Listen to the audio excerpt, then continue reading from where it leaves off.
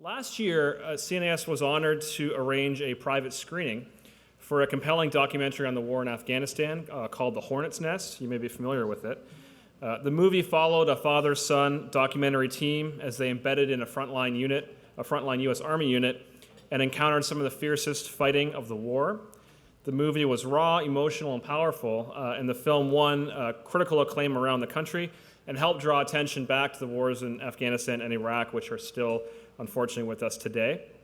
On a recent trip to Los Angeles, Michèle, Flournoy, and I were grateful to be exposed to some of the projects that the production team at Strong Eagle Media, the team that put together The Hornet's Nest, is putting together. One of which they've agreed to share some advanced footage with us today. So without further ado, let me introduce the clip and describe some of their important projects. Join me in please welcoming David Salzberg from Strong Eagle Media. David.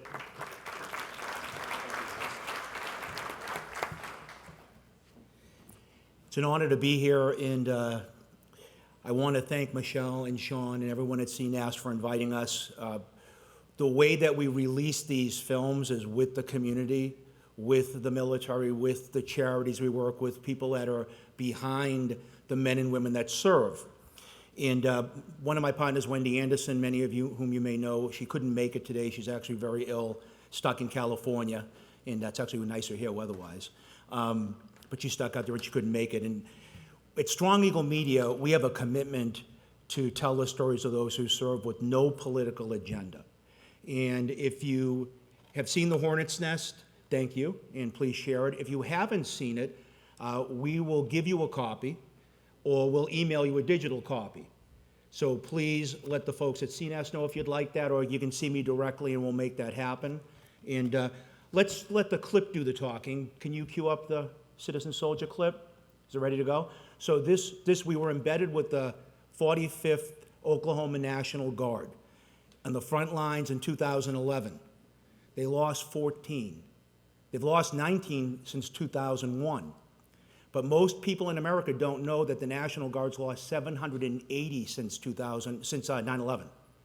So this was about Big Army and the Marine Corps. This is about our citizen soldiers. Please roll the clip.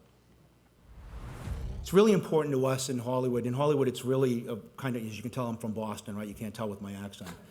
I usually need an interpreter when I speak to audiences.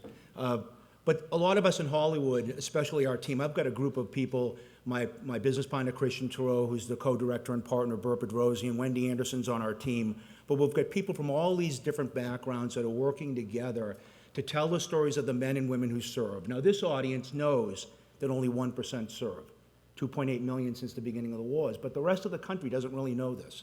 Or they're disassociated from it because they don't have to worry about it. These citizen soldiers earn their citizenship just like the men and women in this audience that are in uniform or have served. And then we also have some amazing people. We're very fortunate. It wasn't that at the beginning of the Hornet's Nest, when I first called some of the families, they weren't thrilled to hear my Boston accent in Hollywood when we said we were going to tell their story. They actually hung up on me. Till they realized that our boots, our mouths, and our feet were all going the same direction, and we were going to tell their story the right way from their perspective with no political judgment. That's why it's been an incredible tool. Many of the families say it's digital medicine.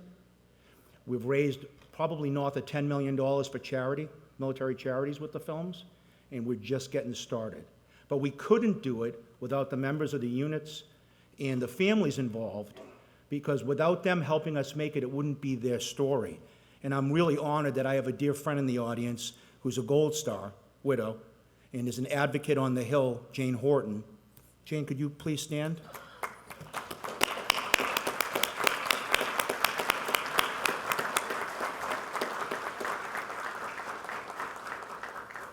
And I'm wearing her husband's bracelet. Christopher was a sniper in the unit, this unit, that was KIA'd in 2011. So we know that storytelling can be really effective for good and for bad. We're choosing to do it for good, and our friends here have screened for us, and we have other friends in the audience with B of A and Lockheed and Boeing and charities like Infinite Hero. We work as a team just like the soldiers and Marines, airmen and sailors do, and get the mission done. And so I'm going to show you the open of the film, the new film. This film, by the way, Citizen Soldier, will come out Memorial Day month, because we're going to make it red, white, blue, green, and gold month. And our partners at Walmart are going to put it in 4,000 Walmarts.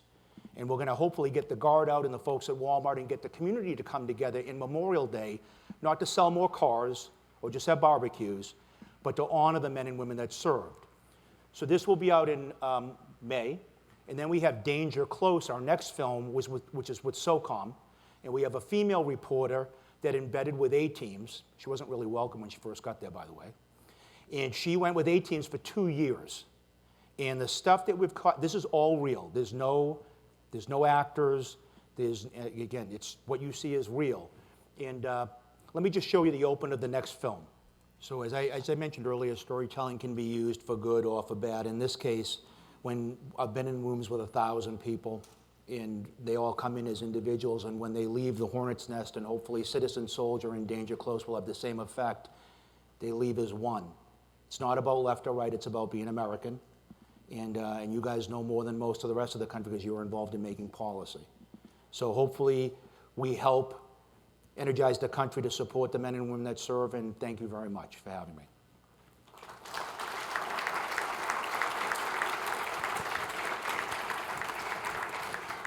Well, thanks, David. That was incredibly powerful footage, even having seen it a few times before. It's very moving and powerful. We have a few minutes where we can have a little bit of a discussion about this. Michèle, maybe I could start off with you. You saw the Hornet's Nest, this is about a year ago now, and decided, frankly, having worked at a think tank for a long time, you came back one day and said, we're going to do a movie screening for the Hornet's Nest. It's going to be the most important event that we do this year. And I think a lot of us were just, skeptical that a movie event for a national security think tank would be all that much of an important thing. But of course, we all went and we saw the Hornet's Nest, and it was obvious and clear to us how important it was. Can you talk a bit about this medium and why it's important and why these stories are important now? Yeah. Well, as David said, most Americans don't serve in the military. Most Americans don't even know someone who's serving in the military. And yet they feel grateful for what the U.S. military does in terms of protecting the nation, but their feel for it is really what they may see on in real Hollywood fictional films and so forth. And what struck me about the Hornet's Nest was just how real and raw and how down to earth it was. It was not Hollywood. It was a documentary following a Marine unit and an Army unit through their experience in Afghanistan. Real people with their real experiences, real sacrifice, real impact, both in terms of the mission, but also in terms of the families and the broader community. And it just seemed like such an opportunity to bring that that footage, but also the possibility of having a more reality-based conversation here in Washington. So we saw the opportunity around the September 11th anniversary to hold a screening right off Capitol Hill, invite members of Congress, invite staff members, invite members of the media and others to come see the film. And then we had a panel of 4 former Afghanistan commanders, plus the filmmakers and one of the journalists who was profiled in the movie, to really talk about the real-world experience of Afghanistan and the meaning of the kind of sacrifices that we've asked our troops to make in recent years. So to me, it just seemed like a much more, we are very good about being intellectually in our heads in these conversations. This is a conversation that involved not only our intellects, but our hearts and our souls. And I thought that was an important thing to bring to Washington on the anniversary of September 11th. So we're already looking forward to hosting the next 2 films you put out for a showing here in Washington, so do stay tuned. David, when we were out in LA a few weeks ago and sitting in your studios and realizing that it's really not a huge, you seem to have about 10 people working at Strong Eagle Media on this important film. But you also do a lot, David, you spoke at length to us about talking with the families and thinking about the footage, and a lot of it's raw and graphic and violent and horrifying. Can you talk about the dialogue with the families of the fallen and also the veterans who are coming back? Talk to us about how you approach talking about this project with them, the approval process, and your commitment to work with them through the whole experience. Sure. You know, I've been in the film business 25 years, and I've worked on some fairly significant films. I was at Mandalay, which is a fairly big company, and Enemy at the Gates and Sleepy Hollow and Donnie Brasco were films that were done there. But I learned something there about living rights. When you get someone's life rights and you're working on a film with them, it's usually very difficult. But it's even more difficult when you're talking to someone about their lost loved one. And we're very sensitive to that, and we work with the families throughout the whole process, which is usually very difficult in the beginning. We want the families to work with us. Jane has been unbelievable. The commanding officer of the unit couldn't get the guys to send the footage to us. Jane pinged them, and they all sent the footage, guys in her husband's unit, because there's a trust factor, because we're getting footage that has some people's worst day. And we're also getting footage that's very graphic that the families will never see. And we're very sensitive to that, and we don't use graphic violence and blood in the film. We don't show that if we have it. It's not, whether it's our men and women, we also don't show Taliban stacked up like cordwood either. We don't do either. It's not, it's a people movie.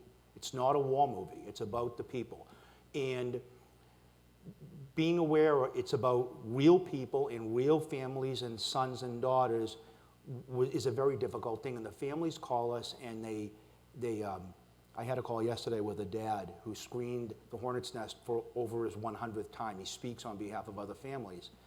And he said, God bless you, and thank God you guys did this. And he goes in the news and he says the film saved his life. So if you get that responsibility, again, I've been a filmmaker 25 years, and I've had partners that won Oscars, and they told me, there's certain times in your life that you'll have a story or stories that are way more important than the movie. Be smart enough to recognize when that is, and this is that time. And we need, as a group, as you all know, to come together as a country, because a lot of people just aren't aware. But if they're aware, they'll make a difference. They'll get out in front of it. But it's a very difficult thing. The big thing is not showing graphic violence, showing the families first. Michael Prince is the young sergeant that's killed in this scene. And I work with Jane, and his widow, who's 25, 26 years old, had never seen this footage. So we showed her first.